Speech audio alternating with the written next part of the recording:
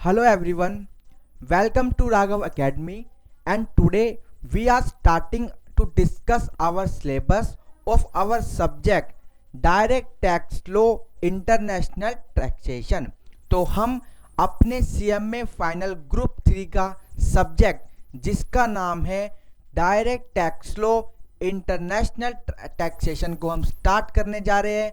तो आइए देखते हैं कि हमको अपने पूरे सिलेबस में, अपने पूरे CMA फाइनल ग्रुप 3 के सिलेबस में कौन कौन से स्टडी नोट, कौन कौन से टॉपिक, कौन कौन से चैप्टर कवर करने हैं। तो आइए एक बार नजर डालते हैं अपने पूरे सिलेबस पर। Yes, section A advance direct tax law, इसमें फर्स्ट स्टडी नोट आता है असेसमेंट ऑफ वेरियस एंटिटी। हम अपना असेसमेंट अपने इंटर के सिलेबस में तो करके आ चुके, यानी कि by way of salary, by way of house property, by way of PGBP, by way of capital gain and by way of other sources. अब हम देखने जा रहे हैं कुछ वेरियस एंटिटी का असेसमेंट कैसे होगा, यानी कि एक कंपनी का असेसमेंट कैसे होगा, एक चैरिटेबल ट्रस्ट का असेसमेंट कैसे होगा, एक लोकल अथॉरिटी का असेसमेंट कैसे होगा, एक म्यूचुअल कंसर्न का असेसमेंट कैसे होगा। हम जब इन चैप्टर के डीप में जाएंगे तो हम देखेंगे इनका असेसमेंट कैसे होगा, इनकी इनकम कैसे टैक्सेबल होगी, इनको कौन सी एग्जम्पशन मिलेगी, कौन सी नहीं मिलेगी। तो असेसमेंट ऑफ वेरियस एंटिटी में पहले हम पढ़ेंगे मैट, यानी कि मिनिमम ऑल्टरनेट टैक्स, जो हमको कंपनी पे लगाना होता है। उसके बाद हम पढ़ेंगे कुछ स्पेशल टैक्स। कुछ स्पेशल टैक्स के बारे में हम पढ़ेंगे कि एक यूनिट होल्डर के लिए टैक्स रेट क्या होता है। अगर आपने इनकम कोई सिक्योरिटाइजेशन ट्रस्ट से कमाई है तो टैक्स का रेट क्या होता है। अगर आपने इनकम यूनिट होल्डर या फिर बिजनेस ट्रस्ट से कमाई है तो टैक्स का रेट क्या होता है। अगर आपने कोई इनकम इन्वेस्टमेंट फंड से कमाई है तो टैक्स का रेट क्या होता है। अगर आपने कोई इनकम पेटेंट से कमाई है तो टैक्स रेट क्या होता है। अगर आपने कोई इनकम कार्बन क्रेडिट से कमाई है तो टैक्स का रेट क्या होता है। ये सब हम पढ़ेंगे अपने स्टडी नोट नंबर 1 में। फिर उसके बाद हम देखेंगे कि एक रिलीजियस और चैरिटेबल ट्रस्ट, जो हमारे मंदिर, मस्जिद, गुरुद्वारे होते हैं, हमारे स्कूल होते हैं, हमारी कोई इंस्टीट्यूशन होती है, उनके ऊपर इनकम टैक्स के क्या प्रोविजन है, इनकी टैक्स लायबिलिटी कैसे आती है। उसके बाद हम देखेंगे कि जो हमारी लोकल अथॉरिटीज होती है उनका टैक्सेशन कैसे होता है। ये बहुत छोटा टॉपिक है। उसके बाद हम देखेंगे जो हमारी म्यूचुअल कंसर्न होती है, यानी कि हम एक अपनी एसोसिएशन बनाते हैं, उसमें हम बहुत सारे मेंबर्स को इकट्ठा करते हैं, हम उनसे पैसे लेते हैं और जिस पर्पस के लिए पैसा लिया है उस पर्पस को पूरा करते हैं। अगर कोई पैसा बच जाता है तो उन्हीं मेंबर में वापस से डिस्ट्रीब्यूट कर देते हैं। जैसे हमारी RWA होती है, हमारी कोई सोसाइटी की एसोसिएशन होती है, हमारे बिजनेस की एसोसिएशन होती है, हमारे इंस्टीट्यूट में जब हम मेंबरशिप लेते हैं तो हम भी एक मेंबर बन जाते हैं। किसके? इंस्टीट्यूट के। तो वो भी एक एसोसिएशन कहलाती है। तो हम इसमें देखेंगे इन सब की टैक्सेबिलिटी कैसी होती है। तो स्टडी नोट नंबर 1 जिसका नाम है असेसमेंट ऑफ वेरियस एंटिटीज, इसमें हम ये सब डिस्कस करेंगे। Study note number 2 that is non resident, इसमें हम क्या पढ़ेंगे कि नॉन रेजिडेंट जो प्रिजम्पटिव बिजनेस कर रहे हैं उनकी इनकम कैसे टैक्सेबल होती है। Capital gain on transfer of share debenture by a non resident, जो नॉन रेजिडेंट को कैपिटल गेन हुआ है किस पर हुआ है, जो उन्होंने शेयर बेचे, जो उन्होंने डिबेंचर्स बेचे, उनकी टैक्सेबिलिटी कैसे ट्रीट होएगी। हम फिर बहुत सारे TDS के प्रोविज़न पढ़ेंगे कि डिफरेंट एस्पेक्ट में टीडीएस के क्या रेट होते हैं एक नॉन रेजिडेंट के लिए। वैसे तो टीडीएस हम इंटर में पढ़ के आ चुके, पर फिर भी अब हमको फर्दर टीडीएस का एक एडवांस कॉन्सेप्ट पढ़ना है, क्योंकि हम फाइनल में हैं। तो अब हमको देखना है कि जो हमारे नॉन रेजिडेंट होते हैं उन पे टीडीएस के रेट क्या होते हैं। तो ये था हमारा स्टडी नोट नंबर 2। आइए देखते हैं study note number 3, return of income. जाना पहचाना ये स्टडी नोट है, ये हमारे इंटर में भी था और ये स्टडी नोट अब हमको फाइनल में एक बार और पढ़ना है। जो हमको रिटर्न की डेट होती है, क्या फॉर्म होते हैं, क्या प्रोसीजर होता है, ये सब हमको इसमें दोबारा पढ़ना है। ओके, असेसमेंट प्रोसीजर बहुत इंपॉर्टेंट स्टडी नोट है। हम इसमें देखेंगे कि हमारे असेसिंग ऑफिसर, हमारी इनकम टैक्स अथॉरिटी हमका यानी कि असेसी का असेसमेंट कैसे करते हैं। इसमें बहुत सारे असेसमेंट आते हैं, self assessment, intimation, inquiry before assessment, intimation assessment by assessing officer, intimation under section 143 subsection 1, scrutiny assessment, new scheme for scrutiny, best judgment assessment, power of joint commissioner to issue direction in certain cases, reference to dispute resolution panel, income escaping assessment. बहुत important और बहुत खतरनाक assessment है ये। इसमें आपकी पिछले 4 से 6 सालों की इनकम को हमारी इनकम टैक्स अथॉरिटी क्वेश्चन कर सकती है। Period excluded from time limit for completion of assessment, यानी कि हमको असेसमेंट के डिफरेंट टाइम मिलते हैं। हमको किसको? असेसिंग ऑफिसर को।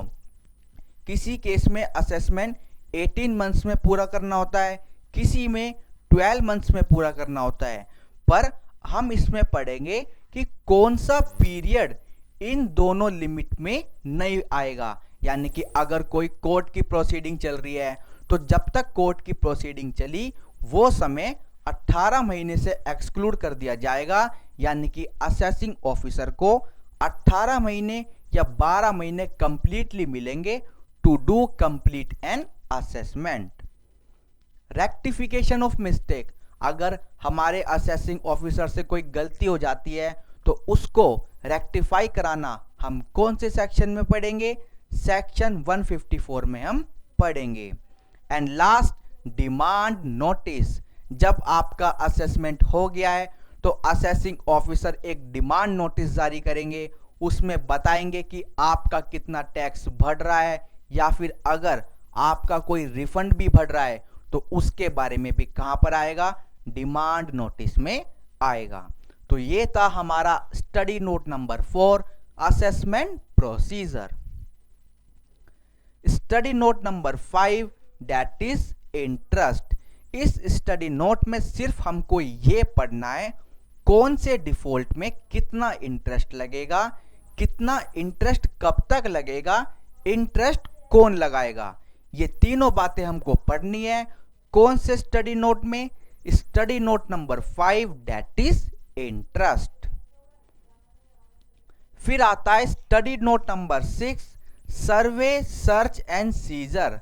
असेसिंग ऑफिसर हमारा क्या करेंगे? सर्वे भी कर सकते हैं, हमारे यहाँ सर्च भी कर सकते हैं, और सर्च करने के बाद जो अनडिस्क्लोज या फिर अनएक्सप्लेन इनकम कोई बुक्स ऑफ अकाउंट बरामद हुए तो उनको क्या करेगी इनकम टैक्स अथॉरिटी? उनको सीज कर सकती है। तो इस स्टडी नोट में ये पढ़ेंगे कि सर्वे कैसा होता है, कौन करता है, क्या प्रोविजन होते हैं, क्या टाइम लिमिट होती है, क्या पेनल्टी होती है। फिर हम पढ़ेंगे सर्च, सर्च कौन करता है, कब तक होती है, क्या टाइम लिमिट होती है, क्या प्रोसीजर होता है। फिर हम पढ़ेंगे सीजर कि किस किस प्रॉपर्टी को, किस किस इनकम को, किस किस बुक्स ऑफ अकाउंट को आप सीज कर सकते हो, कितने समय के लिए कर सकते हो, सीज करने के लिए आपको किसका अप्रूवल चाहिए, ये सब हम पढ़ेंगे सीजर में। Okay, study note number 7, collection, recovery and refund. हम इसमें देखेंगे अगर असेसी इनकम टैक्स पे नहीं करता तो उसको कैसे कलेक्ट करना है, कैसे रिकवरी करनी है, अगर कोई रिफंड बनता है तो उसको कैसे पे करना है। तो स्टडी नोट नंबर 7 किससे रिलेटेड है? इनकम टैक्स के रुपयों से रिलेटेड है। Okay. Study note number 8, appeals, rectification, revision, settlement commission. Study note number 8 में हम ये देखेंगे कि एक असेसी अपील कब कर सकता है, किसको कर सकता है, कितने समय के अंदर अंदर कर सकता है। फिर हम पढ़ेंगे रेक्टिफिकेशन कि असेसी या फिर असेसिंग ऑफिसर अगर इनसे कुछ गलती हो जाती है तो ये क्या कर सकते हैं? रेक्टिफिकेशन कर सकते हैं। फिर हम पढ़ेंगे रिवीजन, जो रेक्टिफिकेशन आपने किया है आप उसको अप्लाई करो और अपना ऑर्डर रिवाइज करो। और बहुत important topic that is settlement commission. Settlement commission authority जो एक संस्था है, उसमें क्या होता है कि असेसी को अपनी पूरी लाइफ में एक बार मौका मिलता है कि असेसी पे लगने वाली पेनल्टी या फिर प्रोसिक्यूशन को सेटलमेंट कमीशन अथॉरिटी माफ कर सकती है। यानी कि अगर एक असेसी का असेसमेंट प्रोसीजर चल रहा है, कोई भी असेसमेंट अगर एक असेसी का चल रहा है और उन पर ह्यूज पेनल्टी अगर लग जाती है तो असेसी के पास एक मौका होता है अपने ऊपर लगने वाली पेनल्टी को माफ कराने का। Okay. Study note number 9, advance ruling. नाम से ही पता लग रहा है एडवांस में किसी चीज का पता करना, यानी कि हमारे असेसी कोई पर्टिकुलर ट्रांजैक्शन करने जा रहे थे, कोई एसेट खरीदने जा रहे थे, कोई मनी ट्रांसफर करने जा रहे थे, पर इनको इंडियन इनकम टैक्स एक्ट की ज़्यादा नॉलेज नहीं थी। तो इन्होंने क्या करा, हमारी इनकम टैक्स अथॉरिटी से कोई सलाह मांगी, कोई एडवाइस मांगी। किसे? एडवांस में मांगी, क्योंकि ट्रांजैक्शन करने से पहले मांग रहे हो ना, तो इसलिए इस स्टडी नोट का नाम है एडवांस रूलिंग। यानी कि अगर इनकम टैक्स अथॉरिटी से आप जाकर कुछ पूछना चाहते हो किसी पर्टिकुलर ट्रांजैक्शन के लिए तो आप जाकर पूछ सकते हो। तो ये था हमारा study note number 9, advance ruling. Study note number 10, नाम से ही हमको पता लग रहा है पेनल्टीज एंड प्रोसिक्यूशन। हम देखेंगे किस केस में पेनल्टी क्या होती है, किस केस में प्रोसिक्यूशन क्या होता है। और पेनल्टी के स्टडी नोट में हमको दो बहुत इंपॉर्टेंट पेनल्टी पढ़नी है, that is penalty for under reporting of income. आपने अपनी इनकम को कम बताया अपनी रिटर्न ऑफ इनकम में, तो आपके ऊपर पेनल्टी लगती है 50% के रेट से। अगर आपने अपनी इनकम को गलत बताया तो आपके ऊपर पेनल्टी लगती है 200% के रेट से। Okay. Study note number 11, business reconstruction और रीऑर्गेनाइजेशन। इसमें क्या होगा, अगर आपका बिजनेस किसी दूसरे बिजनेस में मिलने जा रहा है या फिर आपका बिजनेस किसी दूसरे बिजनेस से अलग हो रहा है, तो उस केस में जो हमारे लॉसेस है या हमारी इनकम है उनका बंटवारा कैसे होगा, टैक्स कैसे लगेगा, वो सब हम इस स्टडी नोट में पढ़ेंगे। Study note number 12, different aspect of tax planning. अगर आप अपना टैक्स कम करना चाहते हो, आप लीगली रूप से अपना टैक्स कम करना चाहते हो, तो आप क्या करोगे, टैक्स की प्लानिंग करोगे। मतलब कि आप किसी डिडक्शन के अंदर डिडक्शन ले सकते हो, किसी भी खर्चे की डिडक्शन ले सकते हो जो इनकम टैक्स अथॉरिटी अलाउ करती है, तो उसको कहते हैं टैक्स प्लानिंग।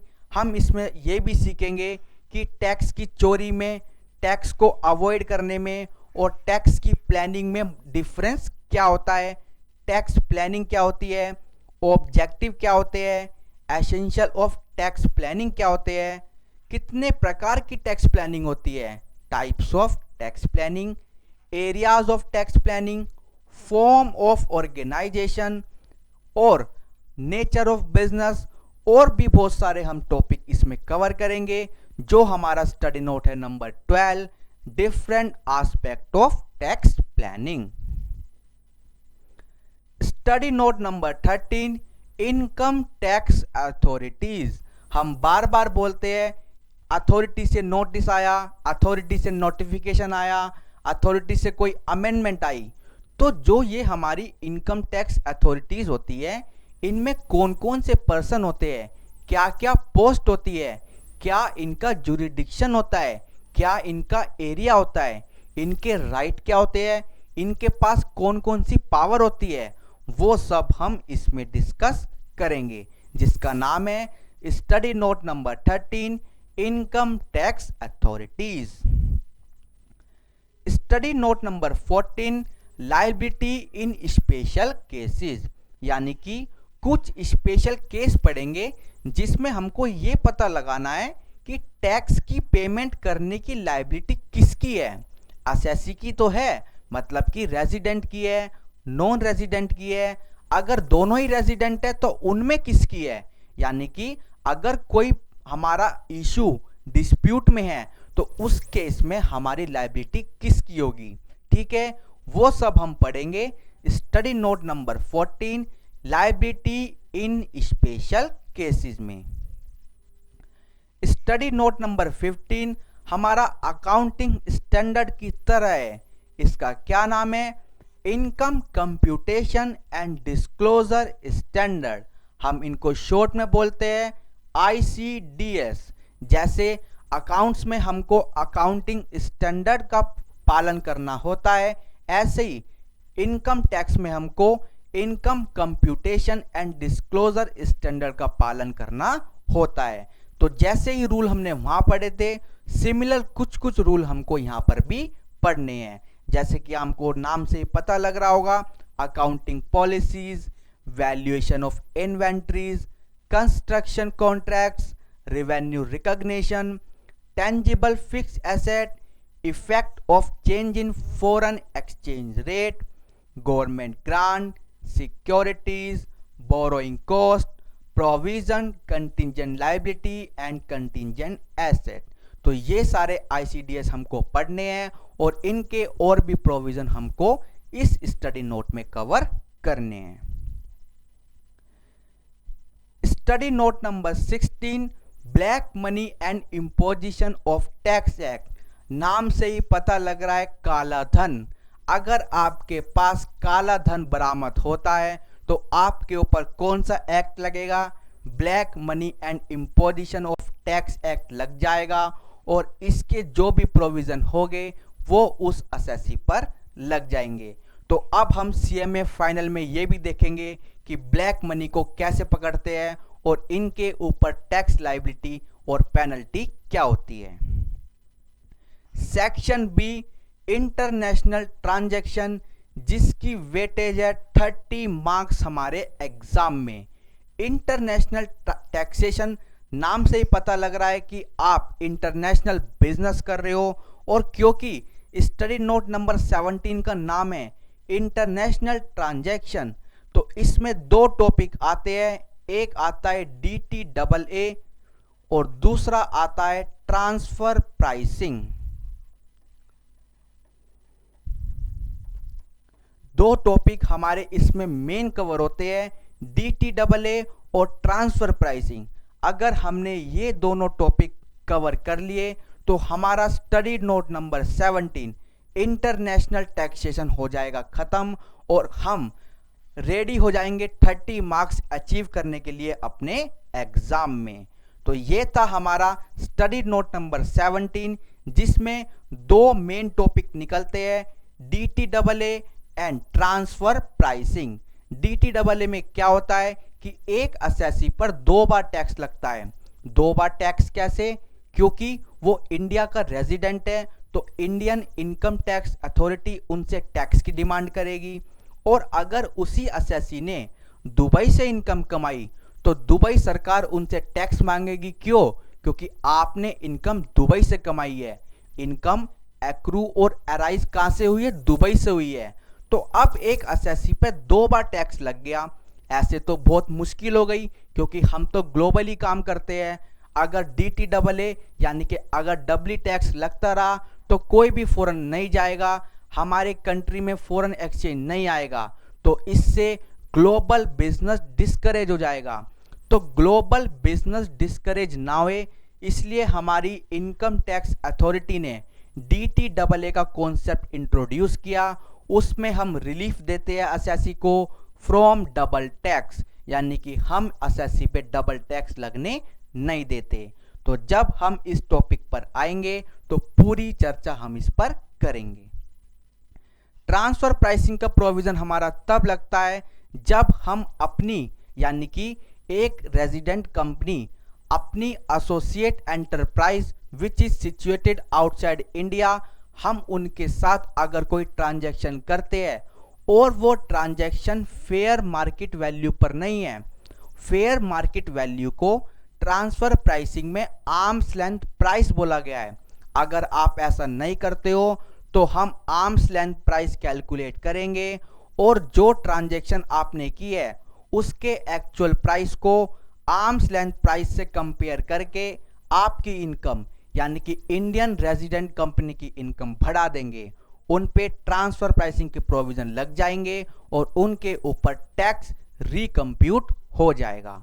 तो अगर ये दोनों टॉपिक आपने जल्द से जल्द कवर कर लिए तो मैक्सिमम या मिनिमम भी कह सकते हैं 30 मार्क्स आपके कवर हो जाएंगे। उसके बाद हम आते हैं अपने लास्ट स्टडी नोट पर, दैट इज केस स्टडी।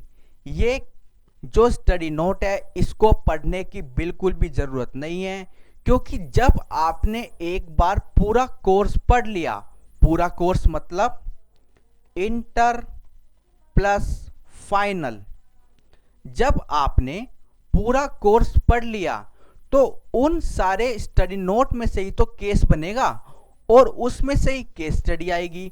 तो आपको क्या करना है, एक स्टोरी पढ़नी है, मतलब जब आप एग्जाम देने जाओगे एक स्टोरी आपको पढ़नी है, आपको पता लगाना है कौन सा स्टडी नोट इस पे लग रहा है, उसको लगाने के बाद जो भी कंक्लूजन आएगा उसको आपको लिख देना है। तो ये हो जाएगी हमारी case study. Last study note है हमारा MCQ, जो कि हमको मल्टीपल चॉइस क्वेश्चन करने हैं। तो हमारा पूरा सिलेबस होता है डिस्कस, स्टडी नोट नंबर 90 तक हमको पढ़ना है, इसके बाद हमारा कोर्स हो जाएगा खत्म। तो ये था हमारा एक ब्रीफ डिस्कशन किस पर, हमारे पूरे सिलेबस पर, किसके, CMA फाइनल ग्रुप 3 DT के, यानी कि direct tax law and international taxation. इसके बाद मैं आपको एक चीज और बताना चाहता हूं कि आपको ग्रुप 3 का सिलेबस तो पढ़ना ही पढ़ना है, पर आपको पूरा सिलेबस किसका रिवाइज करना है, CMA इंटर का। मैं ऐसा क्यों बोल रहा हूं, क्योंकि हमारे CMA ग्रुप 3 के जो पेपर में क्वेश्चन पूछे जाते हैं वो इंटरमीडिएट से भी पूछे जाते हैं।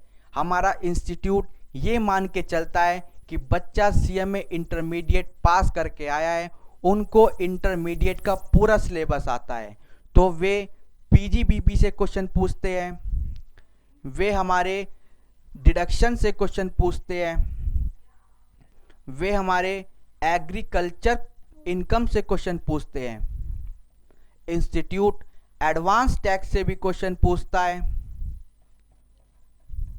इंस्टीट्यूट क्लबिंग ऑफ इनकम से भी क्वेश्चन पूछता है, इंस्टीट्यूट कैपिटल गेन से भी क्वेश्चन पूछता है, इंस्टीट्यूट अदर सोर्सेज से भी क्वेश्चन पूछता है। ठीक है, हमारा इंस्टीट्यूट रेजिडेंशियल स्टेटस को भी यूज करता है, हमारा institute set of and carry forwarded को भी यूज करता है। तो कुल मिला के इन शॉर्ट मैं आपसे क्या कहना चाहता हूं कि प्लीज़ आपको सीएमए इंटरमीडिएट का सिलेबस भी ज़रूर रिवाइज करना है, क्योंकि इंस्टीट्यूट हमसे इंटरमीडिएट में भी क्वेश्चन पूछता है।